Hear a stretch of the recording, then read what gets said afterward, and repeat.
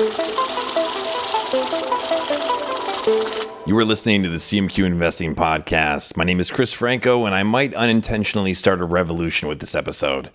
What I'm going to say is not something we haven't talked about Jack Bogle saying, but I did something last night that just particularly got under my skin, and I don't think most people realize this. The QQQ, very popular ETF. It's by Invesco. They do a lot of marketing. They're the official partner, the official ETF partner of the NCAA. They do a lot of stuff like that. And they're not the only ones, but they're the ones that I see often people asking, hey, should I do this or the VU? I could start off and say, well, their expense ratio is so high, it's a lot more concentration, blah, blah, blah. I'm not going to go down that path right now because this is much more pressing. The Invesco QQQ has a expense ratio of 0.20%.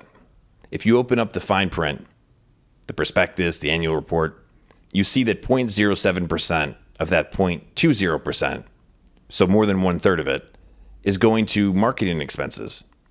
Yes, if you buy the QQQ, you're on the Invesco marketing team indirectly because you're paying for their advertisements. And you might say, well, how am I paying for it? Because I'm not giving them more money. No, absolutely. You're totally right. You're not giving them more money.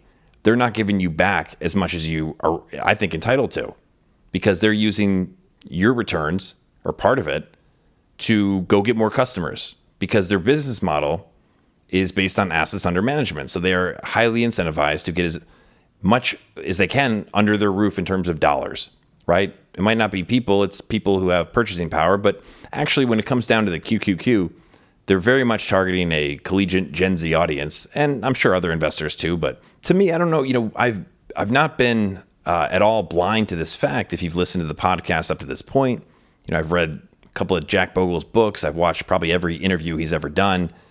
I've read, dozens of his speeches. Jack Bogle is the man. But something about this in particular is hitting me because when I'm not doing this, I am a world-class marketer. I don't use this platform really to talk about that, although many of you have encouraged me to, and I think I can bring a perspective that is not being brought that'll help us maybe illuminate some of these issues because, I've worked with huge companies, and we'll get into my story another day, but I'm the best of the best at what I do in marketing. And that's something that I can prove with numbers. I can prove it, in different categories. I'm not curing cancer. I don't have a big head. I don't feel like a hot shot. I'm just telling you the truth. And I have never, in the history of marketing, I've never worked with a client where their customer is paying me, right? Where my cost or my invoice is reimbursed by their customer. That's crazy to me. And I don't understand how this industry, the investment, let's call it what it is, the investment business, how they can get away with that. And I have to believe it's because people just don't look into it or think about it in this kind of way. It's not because it's the right thing to do.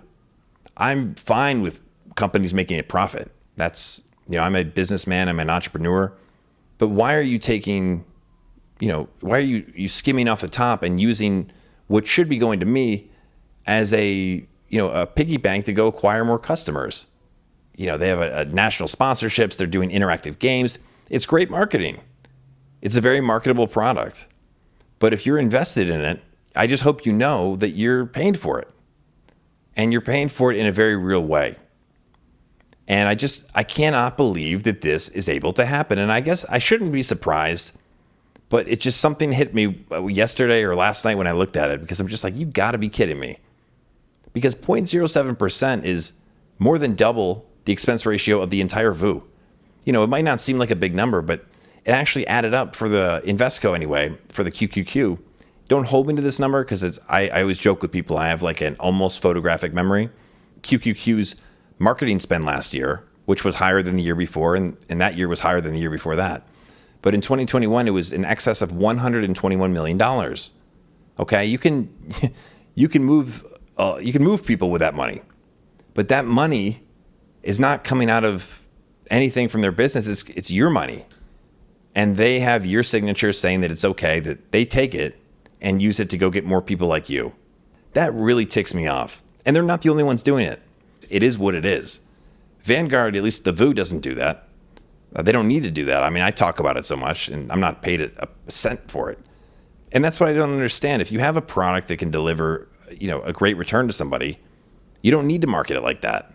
You don't need to spend $121 million a year to get a bunch of post-grads to pour their savings into it. And I did a video last night that I'll hopefully put up on YouTube, depending on kind of what I'll read the room, but it's amazing how they talk about it, because they act as if they're giving you, like, they're granting you access to the NASDAQ 100. That's you can invest in anything that's on that.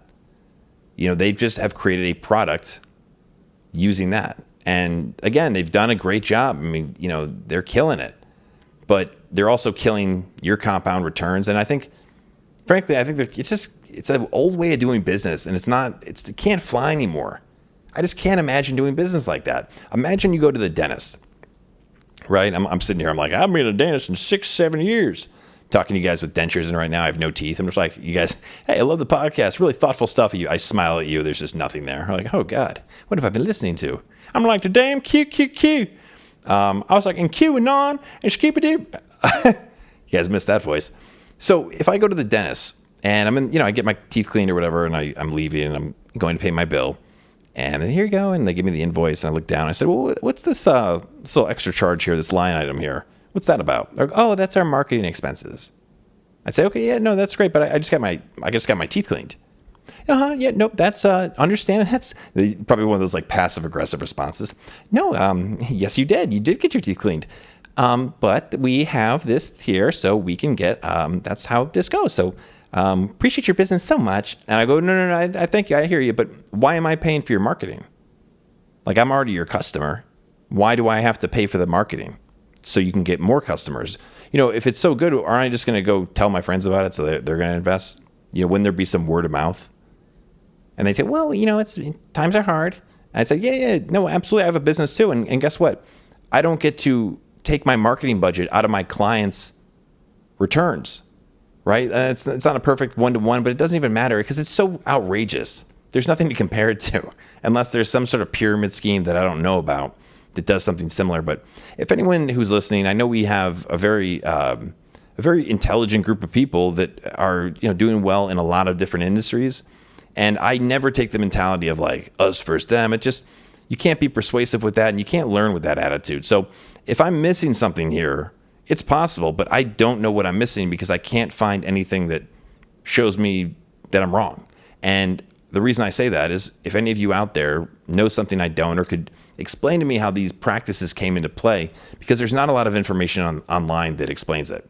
And probably understandably so, because it's so egregious, at least at face value. So anyway, look out for that stuff. If you're in any sort of ETFs, it doesn't matter if they're passive, active, let's just make sure you're not on the marketing team. You're taking my money, man. Like, Invesco doesn't own the NASDAQ's return, or those businesses there. What they return is what they return. Just because you structured a product and weighted it, those returns aren't yours. You need to make a profit, so you have an expense ratio, a management fee, however you want to call it, all your little ticky-tack nonsense. And I'm saying that not just at QQQ, but it's this very sneaky tactics. You use language that other people don't use. You call it a prospectus, it sounds like prosperous. You make the print really small. You show lots of little graphs. Hey, look how we did the last 10 years. QQQ is hilarious because I think QQQ tanked back in the 90s or the end of the 90s. And so they never show that, but it did have a heck of a run the last, 5 years. And so, hats off. I'm always rooting for people to do well, but the investor should be doing better. And frankly, I think Invesco should be doing better by the investor. And that's just my opinion. Let me know what you think. If you have any thoughts, comments, send me a DM on Twitter, Chris Franco. It's my personal. I will get those. Instagram is really tricky because there's a lot of spam stuff and stuff gets pushed down. So if there's a better way to set up communication, we can do that. But thanks so much for listening. I really do genuinely appreciate all of you for being part of this. So for CMQ Investing, my name is Chris Franco, and we will talk soon. Later.